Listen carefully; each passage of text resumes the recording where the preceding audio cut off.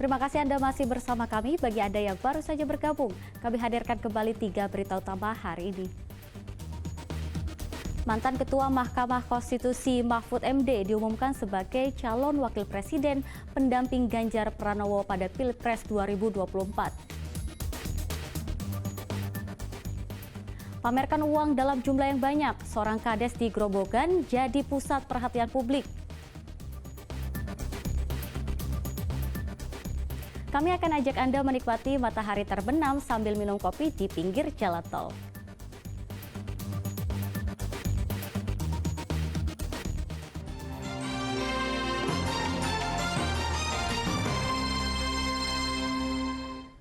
Koalisi pendukung calon Presiden Ganjar Pranowo resmi mengusung mantan Ketua Mahkamah Konstitusi Mahfud MD sebagai calon wakil presiden pada Pilpres 2024 mendatang. Pengumuman langsung disampaikan Ketua Umum PDIP Megawati Soekarnoputri didampingi Ketua Umum Parpol pendukung dan tim pemenangan nasional. Mahfud dianggap sosok lengkap karena berpengalaman di bidang legislatif, eksekutif, dan yudikatif. Mahfud MD. Ketua Umum PDI Perjuangan Megawati Soekarnoputri resmi mengumumkan nama Menko Polhukam Mahfud MD sebagai cawapres pendamping Ganjar Pranowo. Pengumuman disampaikan di kantor DPP PDI Perjuangan di Jalan Diponegoro, Jakarta.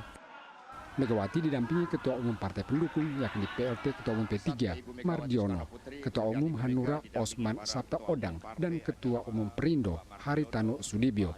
Selain itu turut hadir tim pemenangan nasional Ganjar Mahfud.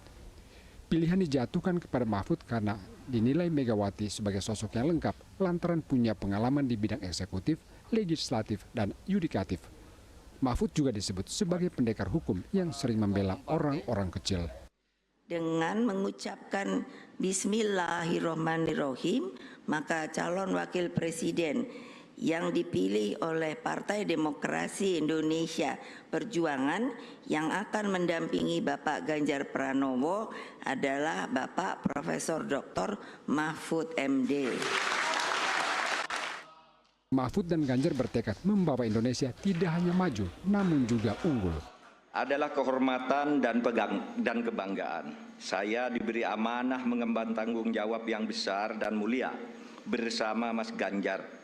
Meneruskan cita-cita Bung Karno dan para pendiri negara lainnya untuk mewujudkan masyarakat Indonesia yang adil, makmur, dan sejahtera. Karena kami ingin bekerja dengan tulus dan sepenuh hati untuk seluruh rakyat Indonesia. Kami ingin bergerak cepat sebagaimana rakyat inginkan dan tentu bersama mereka, bukan hanya untuk maju, tetapi untuk mewujudkan Indonesia unggul. Kami ingin Indonesia unggul dengan kehidupan yang sejahtera dan bermartabat bagi rakyat. Ini bukan tentang Ganjar, bukan tentang seorang Mahfud, bukan pula tentang kekuasaan, bukan sama sekali. Ini tentang seluruh rakyat Indonesia. Dengan terpilihnya Mahfud MD sebagai pendamping Ganjar, maka kini sudah ada 2 pasangan calon presiden pada Pilpres 2024 mendatang. Sebelumnya pasangan Amin, Anies Baswedan, dan Muhaimin Iskandar telah mendeklarasikan terlebih dahulu sebagai pasangan pada Pilpres 2024 mendatang. Kini warga menunggu wakil yang mendampingi pasangan lain yakni Prabowo Subianto. Tim Liputan melaporkan dari Jakarta. Selanjutnya Sementara bakal calon Presiden Prabowo Subianto hingga Rabu malam belum juga mengumumkan nama bakal calon pendampingnya pada Pilpres 2024. Prabowo mengatakan tidak mau terburu-buru karena masih menunggu putusan partai koalisi. Usai merayakan ulang tahun bakal calon presiden dari Koalisi Indonesia Maju, Prabowo Subianto enggan menanggapi terkait siapa bakal calon wakil presiden yang mendampinginya pada Pilpres 2024. Sejumlah nama digadang-gadang sebagai cawapres, diantaranya putra sulung Presiden Joko Widodo Gibran Rakabuming Raka, Menteri BUMN Erick Thohir, Gubernur Jawa Timur Khofifah Indar Parawangsa, dan nama Gibran menguap setelah Mahkamah Konstitusi mengubah syarat usia capres-cawapres, yakni berusia minimal 40 tahun atau pernah atau sedang menjadi kepala daerah dari tingkat provinsi hingga kabupaten kota melalui pemilihan umum. Putusan ini memungkinkan Gibran bisa ikut kontestasi Pilpres karena sedang menjadi wali kota Solo. Selain itu, nama Erick Thohir juga menguat lantaran sentimen negatif terhadap Presiden Joko Widodo dan keluarga makin kencang pasca putusan MK karena dianggap publik sebagai upaya membangun dinasti. Meski demikian, Prabowo memilih tidak mau terburu-buru. Ia masih menunggu keputusan partai koalisi terkait nama cawapres. Pada bangsa, negara, dan rakyat Indonesia. Amin. Besok aja. Tapi deklarasinya menunggu Pak Zulhas pulang ya Pak Bu?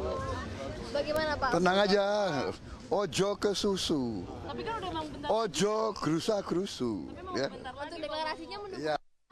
Terus kita ini namanya demokrasi ya. Terima kasih semuanya ya. Terima kasih. Namanya udah mau.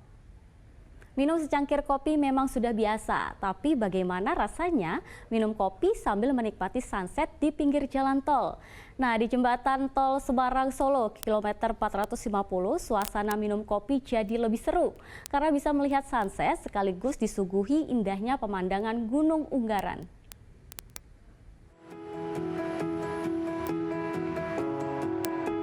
Ya, beginilah suasana siap sore di pinggir jalan jembatan tol Semarang Solo, kilometer 450 Desa Daren Pabelan, Kabupaten Semarang. Warga bisa menikmati sunset sekaligus pemandangan Gunung Ungaran dengan minum secangkir kopi. Mereka bahkan rela naik lereng tebing jalan tol agar tidak kehilangan momen tersebut. Suasana unik berburu sunset pun mengundang warga dari berbagai daerah. Tak sedikit yang datang karena penasaran dengan suasananya setelah melihat di media sosial. Bisa sampai sini itu gimana, Mbak? Pertamanya dari TikTok, terus kedua ngirimin ke saudara karena emang penasaran aja tempatnya kayak gimana, kok bisa lihat tol dari sini gitu. Kan kalau menurutku ya lumayan lah ya, kita bisa melihat pemandangan sama ya refreshing sedikit lah. Minum kopi sambil berburu sunset di pinggir jalan tol awalnya diinisiasi oleh Kopi Keliling milik Bowo. Dengan memanfaatkan kembaran muda-mudi menikmati kopi sambil nongkrong lihat sunset, penghasilan Bowo pun bertambah. Kita buka kopi ini karena bisa disambi awalnya, Mas. Terus kita cari tempat yang ininya yang view-nya menarik gitu. Terus kebetulan kita tempatnya di sini, terus kita pakai itu biar menarik. Kan rata-rata kalau sekarang itu anak muda kan senangnya tongkrongan kalau sore, tiap sore gitu, terus buat status gitu kan.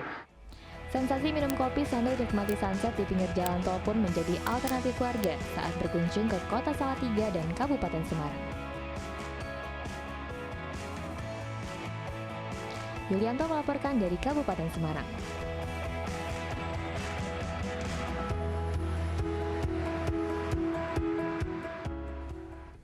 Air baku berkurang, pegawai PDAM Tirta Modal Kota Semarang menggelar sholat sunnah istisqo. Sholat dilakukan untuk memohon hujan agar pasokan air bersih ke warga tidak berkurang.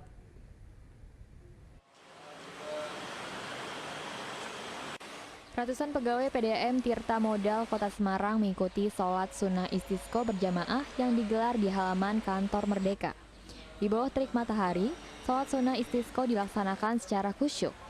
Kegiatan ini sengaja digelar untuk meminta hujan karena air baku di sumber air menurun sebanyak 25% akibat kemarau berkepanjangan. Meski demikian, pasokan air baku untuk warga dinilai masih aman. Pihak PDAM berharap hujan segera turun agar permukaan air sungai Kaligarang, Kudu, dan Waduk Jatibarang tidak terganggu. Dengan tingginya sungai ini juga mempercepat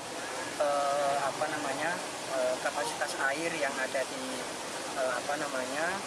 lokasi-lokasi produksi kita ini juga berpengaruh, sehingga kita berikhtiar supaya memohon segera diturunkan hujan. Produksi air bersih PDAM Tirta Modal sendiri saat ini rata-rata sekitar 3.000 meter kubik per detik.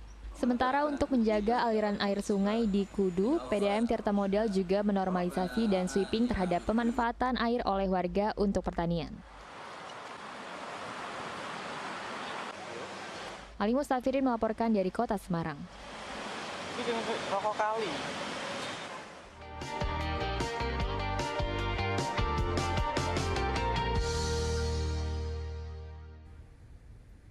Ya, informasi tadi mengakhiri jumpa kita hari ini. Atas nama rekan yang bertugas, saya Teatrika Putri mengucapkan terima kasih atas kebersamaan Anda. Selamat beraktivitas dan sampai jumpa.